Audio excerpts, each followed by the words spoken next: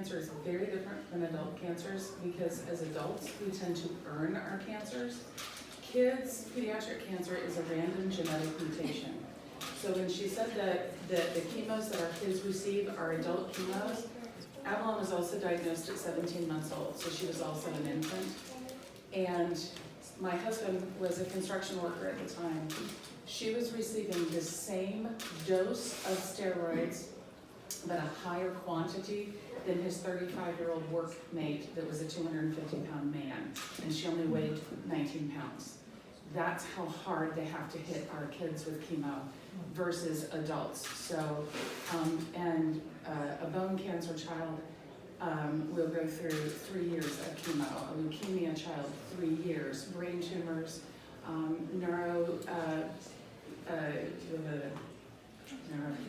it's driving me crazy right now. A lot of these kids will go through 3 and 4 and 5 and 6 years of chemo because our cancers are so much more resistant than adult cancers, if that makes any sense. It's something that a lot of people don't understand. When we say adult, we're saying adult chemos, adult strengths are being poured into these teeny tiny little bodies. And then I would like to add on, and I know we're still waiting for. No, you're fine. You're totally fine. So, one of the issues that I'm sure all of the parents would like for you to understand and to hopefully have your support in making a change for the future is childhood cancer gets lumped all into one bucket. So people act as though there's just a single childhood cancer. But that would be like saying there's adult cancer. You know, what do you have? Oh, I have adult cancer. Right. So there are 12 major childhood cancers and then more than 100 subclasses. And all of those cancers share only 4% of our country's cancer funding. So each type of childhood cancer doesn't have enough funding for proper research. So very, very often our children actually die from the treatment that we're giving them. And then statistics are skewed. So the little girl that our funeral fund, Angelworks pays for a funeral once a month for children that are taken from cancer. And the little girl that our funeral fund is named after, her first cause of death on her death certificate is that the lining of her stomach ruptured. And then her second cause of death is that her heart gave out. But we all know that she died of leukemia, but it doesn't say that. So the statistics get skewed, and then it keeps the funnel of funds not coming appropriately.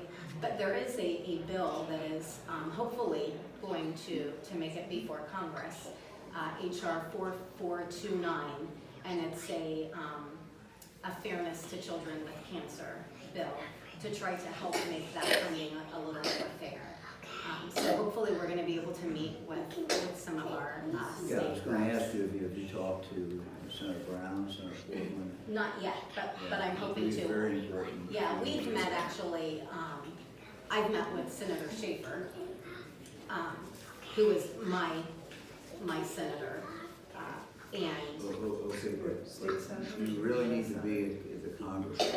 yes, we do. Yeah, so that's what we're trying to work to get to. Yeah, you just need to go to DC and set appointments. Avalon and I have been to DC lobbying.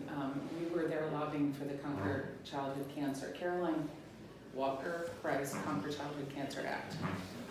We were there the year after it was signed and trying to get it actually funded in Congress.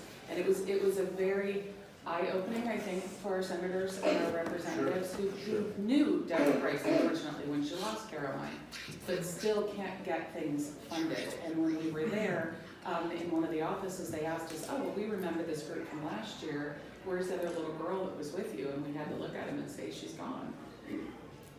We lose these guys. My kids, I won 16. We've been to over 20 funerals.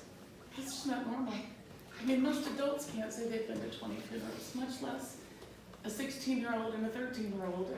It's just not right. So our kids are real.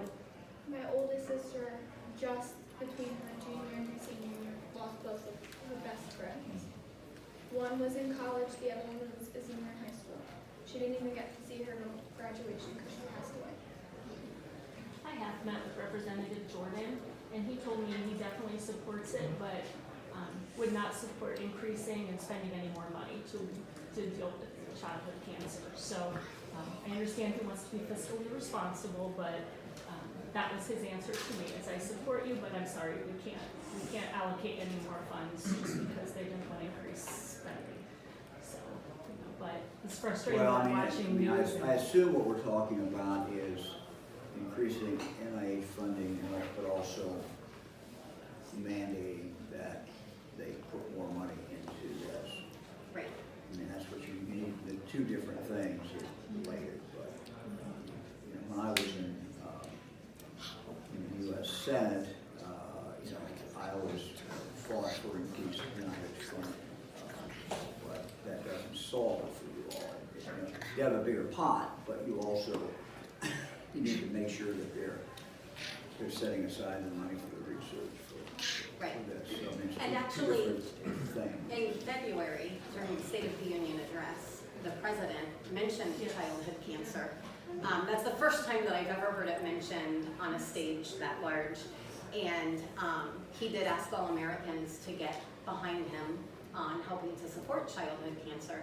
And he said that he was hoping to get an additional 500 million, I think, over the course of 10 years. I haven't heard anything about it since the State of the Union address, but it was exciting that the president mentioned that, and it was on such a public stage. Yeah, I think that's important. That's important, and of course the follow-up is important too. So Right.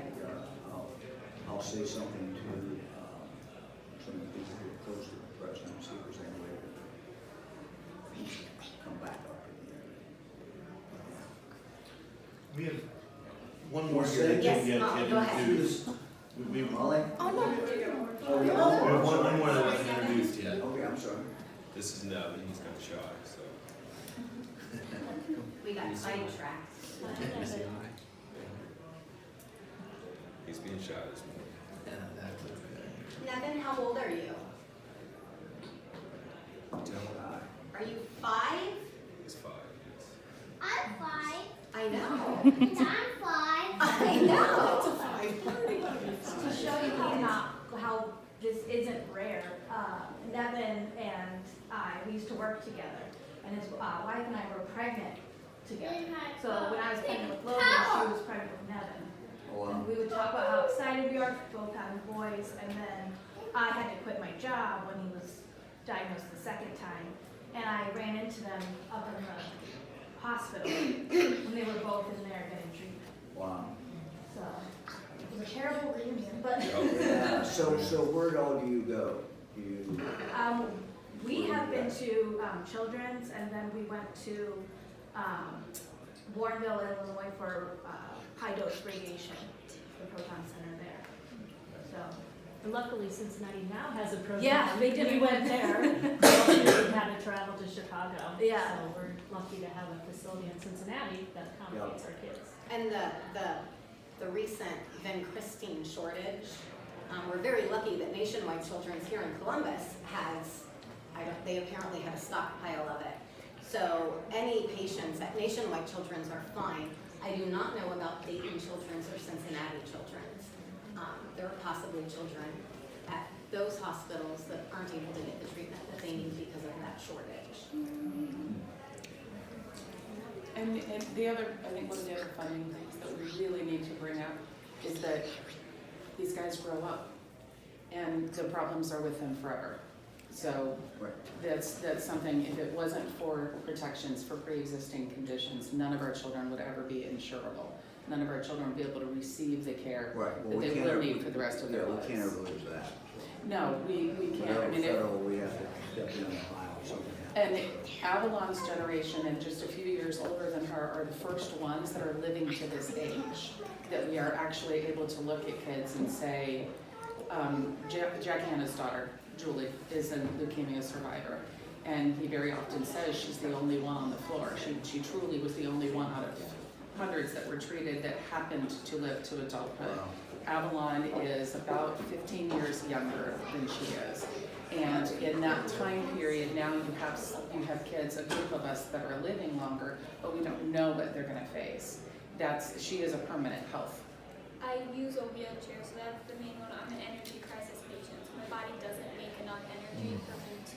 walk long distances. That's why I don't have my wheelchair now because it's only a short distance. But any longer, I would need my wheelchair. Things are arising that no one ever planned because of my treatment. That I have some disorders and disabilities that I didn't even know I had until I grow older, and they're coming and popping up. Things And like that. We want these little 5-year-olds to be 16 years from now talking about how awful all of us parents are. But we still want them to be here and to be fighting, you know, and that's why those of us, we always say, our family says, we have to fight for those of us that come behind us. The ones that came before us are why we're here. So we're fighting for them. So when she sings, I'm gonna tell everybody to be quiet.